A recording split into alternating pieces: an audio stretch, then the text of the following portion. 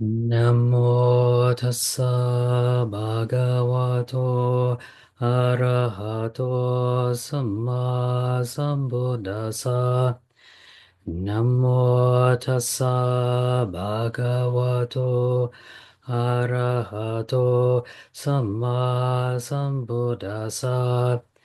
Namo tassa bhagavato arahato samma sambuddhassa. Buddhang namang sanghang namassami. So I'd like to welcome everyone this evening and offer my greetings. And it's good to see everyone again. Sorry again for my absence for the last few weeks, but we were having the big SEMA ceremony here at the Bodhisattva Monastery, and we finished it finally last week. Um, and it was it was a very good experience. It was a huge amount of monks came, especially for being in a Western country. I think at the total at the peak we had about 100 monks. I think it was about 90 to 100, and so it was quite a large group. One of the big somdets from Bangkok came. A lot of very senior monks came. I think over 40 of the monks had been monks for over 40 years, and I think one of the adjuns, one of the Western adjuns, was adding up the amount of years that collectively that all everyone had been monks, and I think he said it was over 2,500 years worth of that we had of monk years here. So it was quite a big event, and and the event, so it was a lot of work because the monastery here normally only has a couple monks, usually two, three, tops maybe five, 6 monks. So it's not really prepared, doesn't have the facilities for this many monks or for such a large event. So it was a lot of work getting everything ready, getting everything set up, and then running the event and taking care of all the senior monks for it. So uh, it was interesting because it really showed, impermanence, the way everything arises, stays for a while, and passes away. And because the event had such a crescendo to it, it was getting more and more people coming, more and more work, and then it's over, and goes down. That you could really see that impermanence to it. But the whole event, it really reminded me of this teaching I know I use quite often, but this teaching from Lumpur Mahamon when he was saying that when we're doing our formal meditation, our sitting and walking, he compared it to boxing. He was saying this is, when we're doing our training, and then when we actually get into the ring, or sorry, when we actually go out into life and experience life and interact with different people and experience the different sense contact and impingements we have and the experiences we have, that's really when we are, it's like he compared it to getting into the ring. And that's when, it really tests what training we've had. And it really felt this way through this event. Because as we were building up to the event, we were getting busier and busier and busier. So by the day of the event, we were, you're working, you start very early, first thing in the morning, and then you go right to last thing at night. It was hard even to find time to just like wash your robes and wash your clothes. So it was constantly going. And, there was the work we had to do to set up everything for the event, run the event, and then having so many senior monks come, taking care of them, when they ask something, they need something, asking one of us who, is living here right now, knows where things are. And then on top of it, one of my responsibilities, myself and this other monk, Ajahn Visalo, is we were in charge of the temporary monks because we ordained 14 temporary monks for this event. And they're still here as monks right now. And so, we had to get them ready for their ordination, get all their robes and bowls together for this. And then going into the ordination, We knew beforehand, but it really came out. It was like because you had monks from different places coming, so there was a bit of, this one tells us to do it like that, that one tells us to do it like this. So you just had to really be adaptable and go and kind of go with the flow and go with how things were. So in a situation like this where, we weren't getting a lot of time for formal meditation, for our sitting and walking, and with, at times, you're very tired, you're getting more tired, very busy, you feel like people are pulling you in different ways, it really starts testing your practice. And I know most of you are probably thinking, well, Ajahn, actually that just sounds like a normal day at work. I don't know, I don't know what you're talking about, but at least for us, it's different. We have a much quieter lifestyle and, focused more on the formal meditation. But it really felt like, this was, testing your practice. Are you able to watch your mind? Are you able to watch the different moods and the aromas, like the sense impingement moods coming up in your mind? Are you able to keep up with that? Are you able to um, uh, um, keep up and be aware of your old patterns of thinking coming in?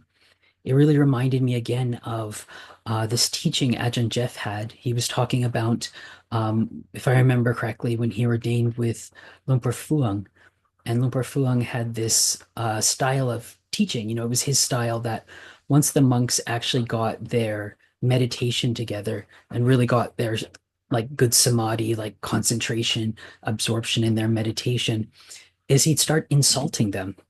And the idea of it was, are you more attached to this new peace and happiness from your meditation, or are you more attached to your old ways of thinking?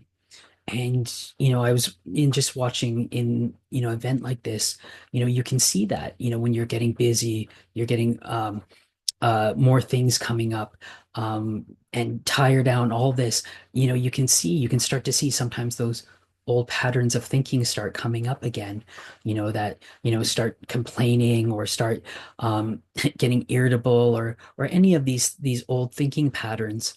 And, being able to really catch them and be like, well, do I want to think like this? Do I want to continue thinking like this?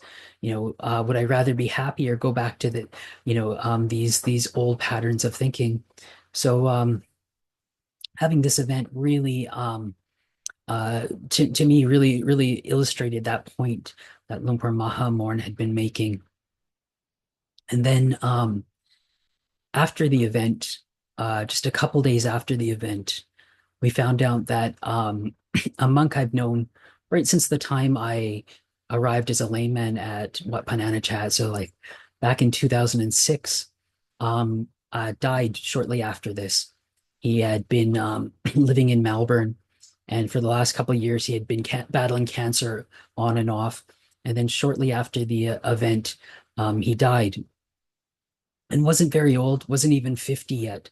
And so again, that was, this reflection on death. Death is this thing as monks, we're supposed to reflect on quite often, because it's really powerful. Again, it shows us what's important in life. When you start thinking about, I could die at any time, death is certain, but the time of death isn't certain. It can really help us to see what's important in life, what's not important in life, what's trivial in life. So, when we do that, so you reflect on death. So, say you were at this event, and, say someone was irritating you, asking you to do something when you're already busy, or whatever, and you start getting irritated. But then, it's all over, and, then you get this really strong reflection on death. You can look at that and you can think about that and be like, well, was that important? What did that matter? That situation is over now. And the only thing left from it is, whatever karma I made during that situation. So, if someone, starts irritating you, and you just practice patience with it, just let it go, move on. Or did you lose your temper and, do or say something that you would regret over this impermanent situation? Um, So this is some of these really important things that to reflect on.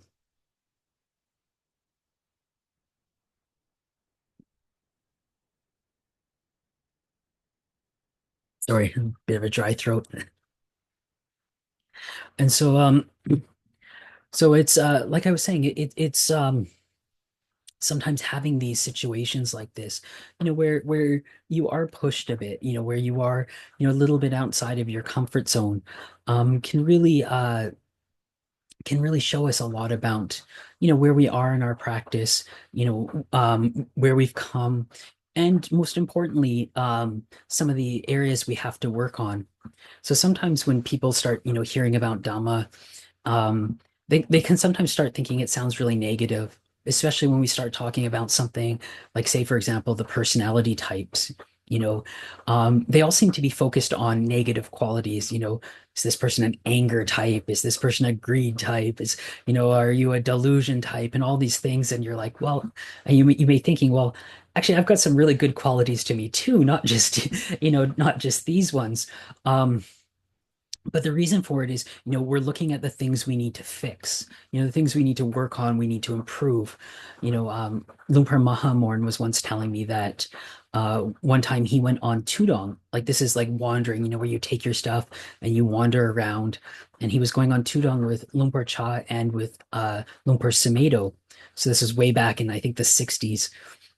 And they were going from Wapapong up to this place called Muang Samsip, which is about 30 kilometers north of Ubon.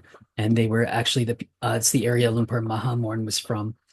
And when they were passing through, I think it was Warren Chamrap, they were going through a market, like an open air market, not like a supermarket, like uh, you know, um, like a market you get in this part of the world. And there was a sign, and it said "Raksa Kwam Sa'at," which means like look after cleanliness, take care of the cleanliness. And Lumpur Cha pointed this out to Lumpur Mahamorn and was like, what's wrong with that sign? And Lumpur Mahamorn was like, well, there's nothing wrong with that sign because that's just what a normal sign would say. Basically, like it means like keep things clean. So like look after the cleanliness, take care of the cleanliness, and that's just the normal way you'd write it. But Lumpur Cha was like, no, no, no, it's actually wrong. It should say look after or take care of the dirtiness, the uncleanliness. He said the cleanliness looks after itself. So this is really like a lot of the times, we do in practice, is that we look at these places that we need to work on, we need to improve. And again, it doesn't mean just to always be down on yourself or negative about yourself, like, oh, only being harsh and critical on yourself. You can look at the good qualities too, like, oh, look how much I've improved on this. Actually, I'm doing this good, but we still have to look at those places that need to be improved. So you're looking at it in more of an honest, not self-critical way. Because, like I say all the time, it's like, a lot of times we can be really self-critical. We can be really hard on ourselves and hold ourselves to a standard that, we wouldn't hold other people to, or be harder on ourselves than we would be actually on anyone else. So this isn't it. So this is just looking at these areas that we can improve on. So you can say, oh, actually, I find I get really irritable like this. Okay, I get tired out and I can get really irritable.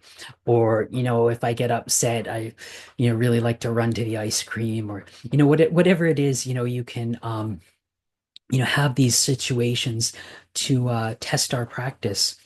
And sometimes you do see you're like, oh wow, I actually doing a lot better than I used to.